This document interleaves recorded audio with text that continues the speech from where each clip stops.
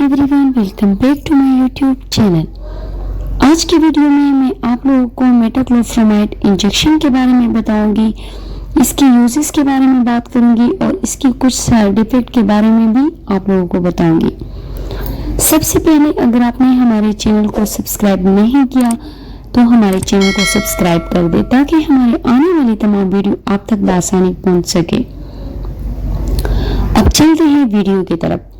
सबसे पहले जो मेटाक्लोप्रामाइड इंजेक्शन है, ये कई नामों से अवेलेबल है और कई कंपनियां जो है ना इसे अलग अलग नाम से जो है ना वो बना रहे हैं, लेकिन इसका फार्मूला मेटाक्लोप्रामाइड ही रहता है। अब चलते हैं इसकी यूजेस के बारे में बात करते हैं। इसको मतलब कि वॉमिटिंग की प्रॉब्लम्स को हल करने के लिए इस्तेमाल की जाती है। यानी अगर किसी पेशेंट को वॉमिटिंग हो रही है तो उस मसले को ठीक करने के लिए इस मेडिसिन का इस्तेमाल किया जा सकता है। यानी कि ऑल टाइप वॉमिटिंग को ठीक करने के लिए इस मेडिसिन का इस्तेमाल हम जो है ना करवाया जा सकता है।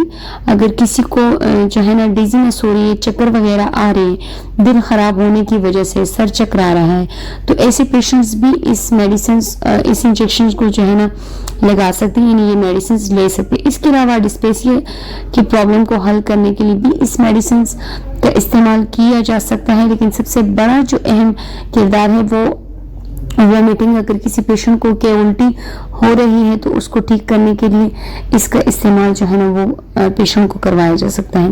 और अगर किसी पेशेंट को कट्टे डकारे आते हैं, यानी कि खाना पीने के बाद जो है ना स्टमक खराब होने की वजह से अगर कट्टे डकारे आते हैं, तो ऐसे पेशेंट्स भी इस मेडिसिन का इस्तेमाल जो है ना वो कर सकते हैं। दूसरी बात, अगर प्रेगनेंसी की वजह से किसी पेशेंट को वॉमिटिंग हो रही है तो ऐसे मरीजों के लिए भी ये इंजेक्शन जो है ना लगाया जा सकता है। इसके अलावा अगर बात करें तो इससे जो है ना जो मिल्क प्रोडक्शन है वो ज़्यादा होता है, लेकिन ज़्यादातर उस प्रॉब्लम के लिए लोग नहीं इस्तेमाल करें, बल्कि ये उसकी साइड इफ़ेक्ट में भी आता है। अब चलते हैं इसके कुछ साइड इफ़ेक्ट के बारे में बात करते हैं। तो इसका सबसे पहला जो साइड इफ़ेक्ट है वो यानी पेशेंट्स को इस इंजेक्शन लगाने के बाद नींद आ सकती है, नींद में पेशेंट जो है ना वो जा सकते हैं। इसके अलावा मामूली सी जो हेडेक है यानी सर दर्द है वो पेशेंट को हो सकती है। इसके अलावा डिजीनेस हो सकती है, और जो पेशेंट है चाहे वो अडल्ट है या जो है ना एजेड है, तो उसको जो मिल्क है, मिल्क प्रोडक्शन है वो ज़्यादा हो सकता है, यानी उसके जो ब्रेस्ट है उसमें से मिल्क जो है ना वो आ सकता है। दूसरी बात, अगर इसकी इस्तेमाल की बात करें तो ये इंजेक्शन जो है ना आईएम यानी इंट्रामस्कुलर यानी गोश में और आईवी इंट्रावेनस और वेन दोनों में लगाया जा सकता है। इसको ड्रिप में डाल के भी लगाया जा सकता है और ड्रिप के बगैर भी लगाया जा सकता है। अगर अडल्ट पेशेंट में इसके इस्तेमाल की बात करें तो 2 ml एक टाइम पर पेशेंट को लगाया जा सकता है।